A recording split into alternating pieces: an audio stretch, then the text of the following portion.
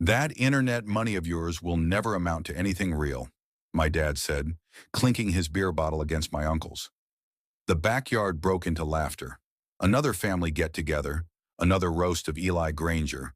The black sheep with the crypto hobby. I'm Eli. I'm 27. And for the last 6 years, I've been building blockchain infrastructure out of my tiny one-bedroom apartment in Tulsa. Yeah, that's right. The internet money they joke about, that's been my obsession, my grind, my life. But every reunion is the same routine. A few polite questions from my aunts about when I'll get a real job. Then the jokes start flying. Got rich off Bitcoin yet? Or better sell before it crashes? Everyone laughs. I laugh too. Fake smiles, nods. I've done it so many times I could probably automate the whole conversation. But this time was different. Yesterday, I got a notification I couldn't stop thinking about. A final acquisition offer from a European tech firm, $27.5 million, for the optimization protocol I built, the thing no one ever cared to ask about. 6 years of 18-hour days, missed birthdays, microwave dinners, and endless debugging, all coming down to this. You know, son, my dad continued, voice dropping just enough so no one else could hear. Derek says they're hiring over at the dealership. Good benefits. I looked across the yard. There was Derek, my brother-in-law. Flashy new watch. Probably a commission prize for selling some luxury car. He caught my eye and gave me that familiar look. Not quite pity, not quite disapproval. Just that awkward concern that says, "When are you going to grow up?" I took a sip of my beer instead of answering. Later that night, on the drive home, my phone buzzed. It was Jessica, my sister. "Don't mind Dad. He just worries about you."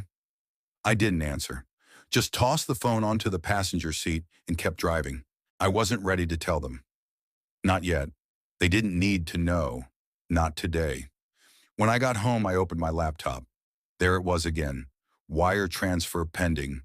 By Monday, it would be official. I'd have more money than everyone at that barbecue combined. 10 times over. I closed the screen and stared out the window. For the first time in years, I wasn't anxious. I wasn't doubting. I wasn't grinding. I just felt still. The long road nobody saw. I was 14 when I taught myself to code.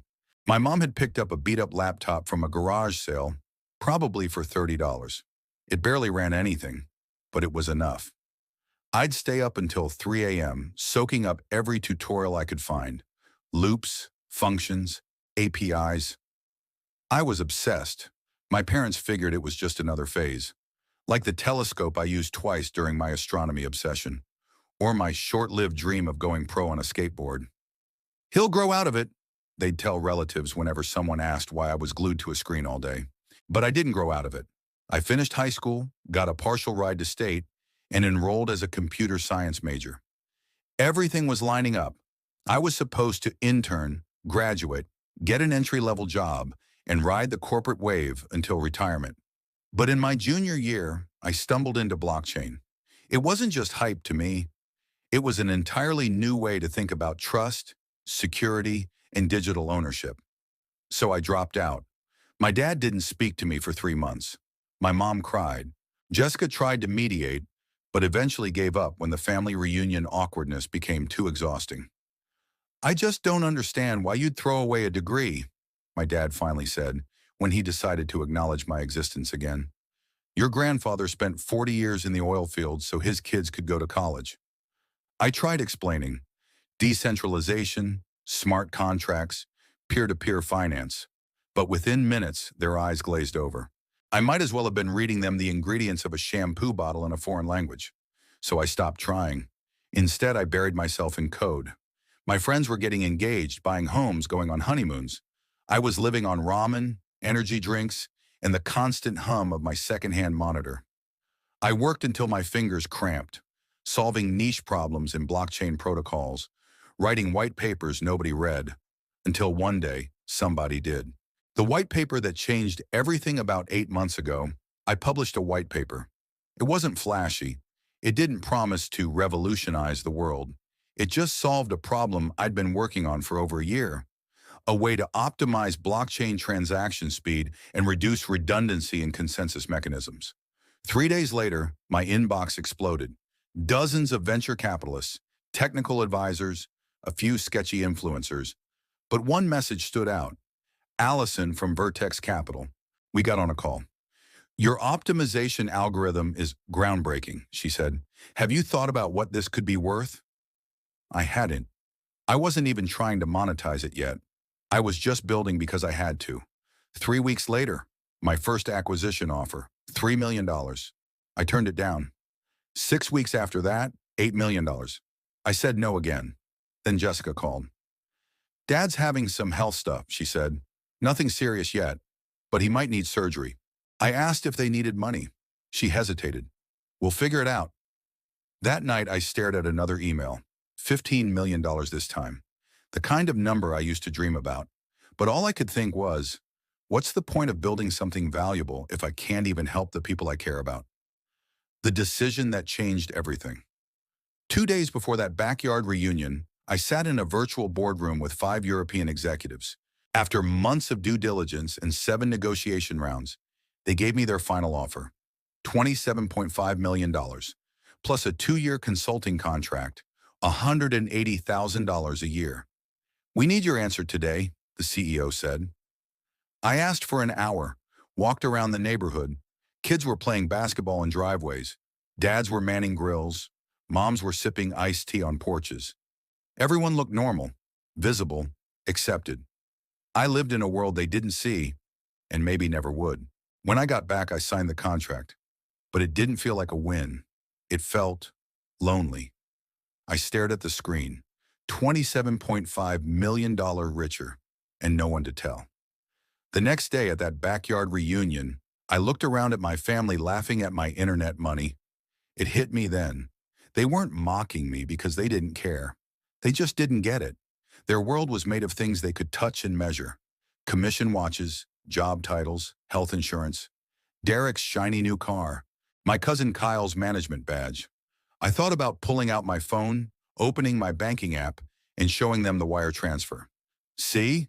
You were wrong. But then Dad handed me another beer, slapped my shoulder in that half-loving, half-doubtful way, and I realized something. I didn't need to prove anything anymore. This wasn't about revenge. This wasn't about them. It was about what I wanted to do with what I'd earned, quietly. That night I drove up to a scenic overlook above Tulsa. The city lights glowed below, a web of amber and white stretching into the dark. It looked like a circuit board, like something I might have debugged on my laptop at 2 a.m. And there, I made a decision. No victory posts, no bragging, no I told you so's. Instead, I opened my banking app and created a new private account. Then I made a list of names. My parents, Jessica, Emma, her daughter, Uncle Frank, who got laid off last year, even Derek. I didn't want thanks. I wanted impact. Disappearing into generosity. A month after the deal, I met with a financial advisor in Oklahoma City. Olivia, sharp, discreet, and specialized in sudden wealth situations. Exactly what I needed. Most people in your shoes want to make a splash, she said, flipping through my plans. Buy a mansion, supercar, Instagram the whole thing. That's not me, I said. She smiled. I can tell. Together we set up anonymous charitable trusts, small family assistance foundations, and a handful of scholarships, all with no trace back to me. I kept everything else the same. Same apartment, same Honda, same takeout rotation, and walked to the local grocery store. The only thing that changed was knowing my family would never have to struggle again. They just wouldn't know why. The first miracles, 3 weeks later, Jessica called. She was crying. Emma needs braces.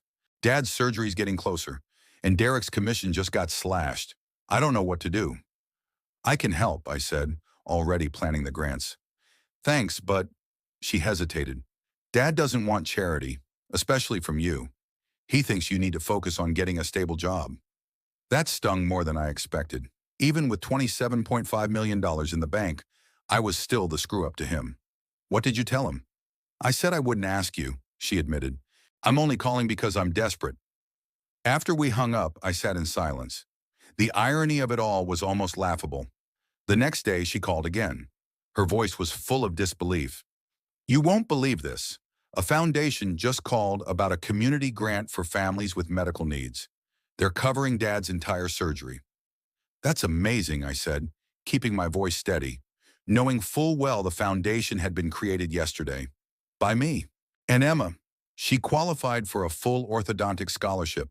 Someone donated it just for her grade. "What are the odds?" "Sometimes," I said, "good things just happen." 2 days later, I got a text from Derek. "Dude, did you hear about the farm?" Our grandfather's farm had been drowning in tax debt for years. My dad and his siblings had tried to save it, but the numbers never worked. "What about it?" I texted back. "Someone paid off all the back taxes? Anonymous donation? Your dad's losing his mind." I smiled and typed back, "That's great news." At the small family celebration for saving the farm, I stood at the edge of the group, sipping my drink, watching as Dad gave an emotional toast. "It's a miracle," he said, "a sign that maybe the universe looks out for us when we need it most." Everyone was buzzing with theories about the mystery benefactor.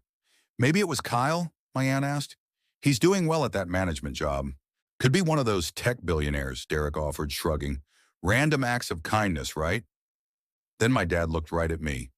"Definitely not Eli's internet money," he chuckled. But the edge in his voice was softer this time.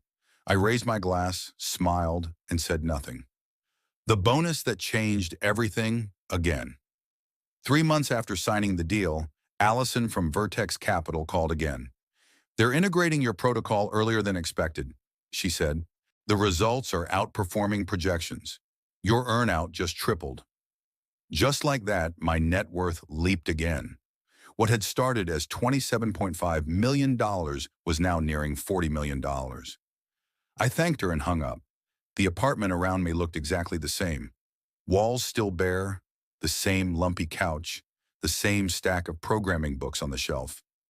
I stared at the wall for a long time. Then my phone rang again. It was my mom. "Come over for dinner," she said. "It's been too long. Your dad wants to talk."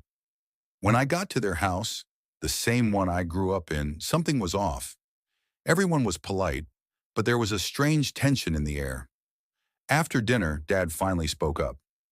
"I've been thinking," he said, nervously fiddling with a napkin, "about this crypto thing you've been into. Maybe there's more to it than I thought." I set down my coffee. "What changed your mind?" "I started reading. With everything happening lately, I don't know. Maybe there's more to the world than I understand." Mom nodded. "Your dad thinks technology might be one of those things, and that maybe we haven't given you a fair chance." A lump rose in my throat. "Is that right?" I asked.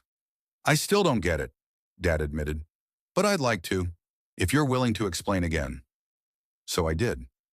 We sat in the living room, and I walked them through blockchain basics, distributed ledgers, consensus algorithms, niche applications in finance. My dad asked real questions. My mom even took notes. It was the first time they'd ever looked at my work with something close to curiosity, maybe even respect. As I was heading to my car, Dad followed me out. "Son," he said, putting a hand on my shoulder, "I've been hard on you. I was scared you were throwing your life away. But these last few months, they made me think. Success isn't about a job title. It's about family." I nodded, unable to say much. "Whatever happens with your crypto stuff," he added, "I'm proud of you for sticking to what you believe in. That takes guts." I drove home that night, heart full. In trying to help them without ever taking credit, I'd given my dad something more valuable than money, a reason to believe in me. The next morning, I got another call from Jessica. Her voice was low, almost conspiratorial. "Eli, something weird is going on." "What now?" I asked, half laughing. "Derek thinks someone's helping our family out behind the scenes. Says it's all too convenient.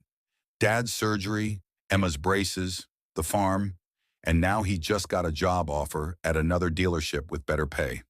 Out of nowhere." I stayed quiet. "He thinks someone's pulling strings," she added. "And honestly, I'm starting to wonder too." "Maybe your luck really has changed," I offered, trying to keep it casual. "He thinks it might be you," she said bluntly.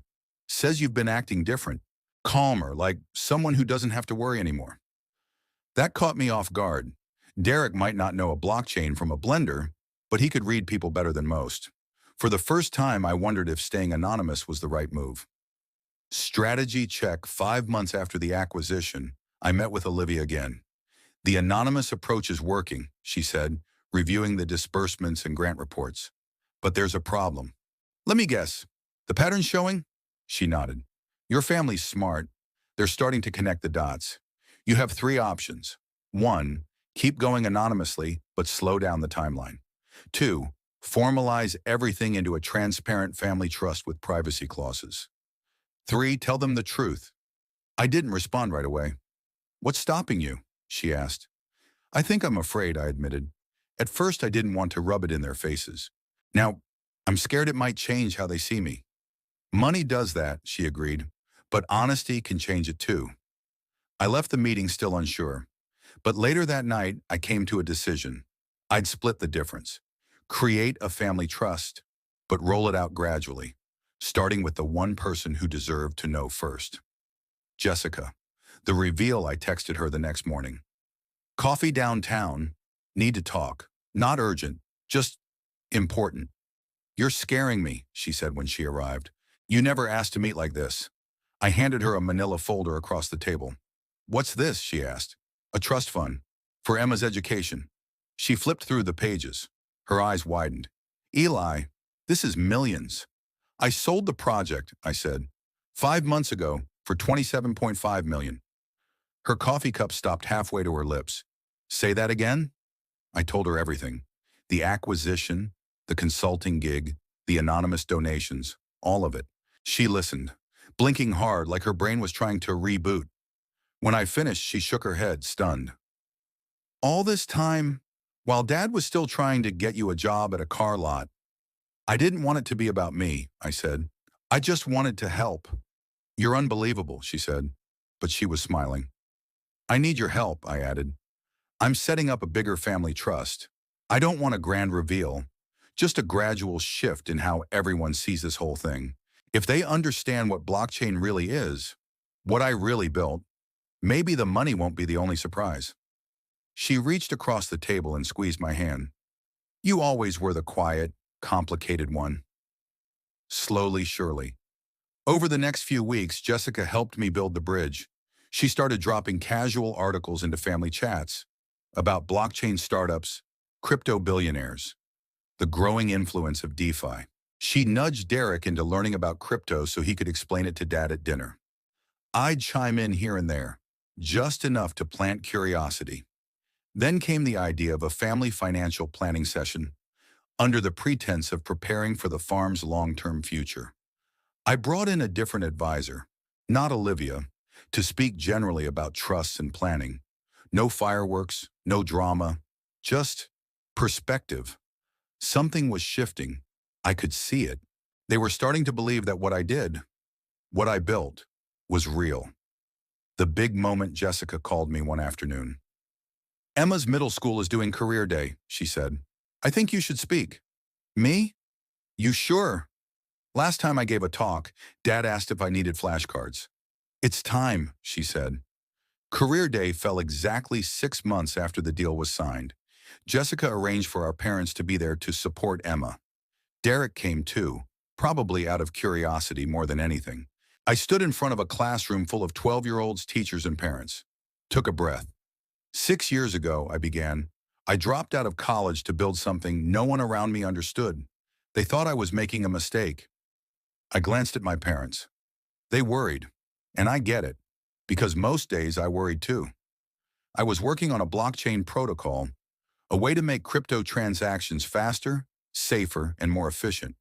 It wasn't sexy, it wasn't easy, but it mattered to me. The kids were zoning out, but the parents, they were leaning in. Most of the time I ate instant noodles, missed birthdays, skipped vacations. People made jokes about my internet money. A few kids giggled. I smiled. But 6 months ago, I sold that protocol for $27.5 million. The room went dead silent. I saw my dad blink, stunned. Mom covered her mouth. Derek's jaw dropped. That's not the point, though, I continued. The point is, success doesn't always wear a suit. It doesn't always drive a Tesla. Sometimes the person in the old hoodie with ramen breath is building something that'll change the world. I wrapped up the talk by announcing a tech grant for the school, one that would fund coding classes, laptops, and teacher training. When I stepped off the stage, Emma ran up and hugged me. "That was awesome, Uncle Eli." My parents approached slowly. My dad's voice was shaky. 27.5 million? Actually, I said, with bonuses, it's closer to $42 million. Mom started crying. Dad blinked and then nodded.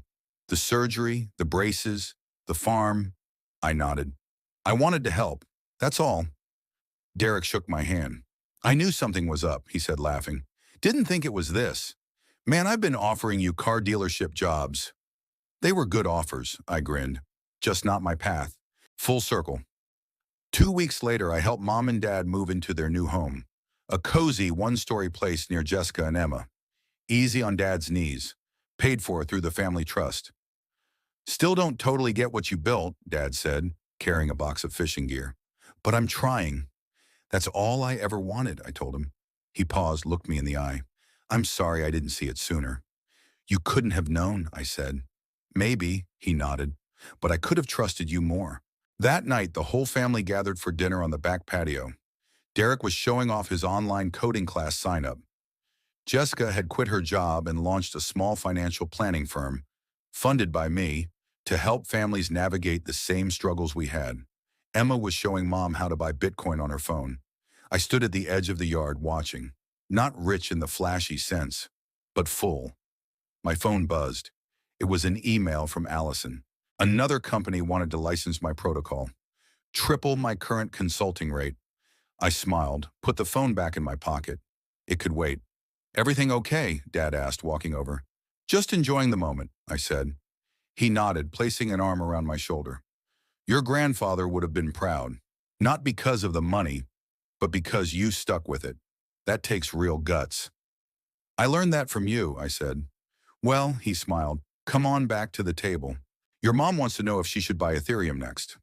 I laughed and followed him back to the family I'd always had, who finally saw who I'd become.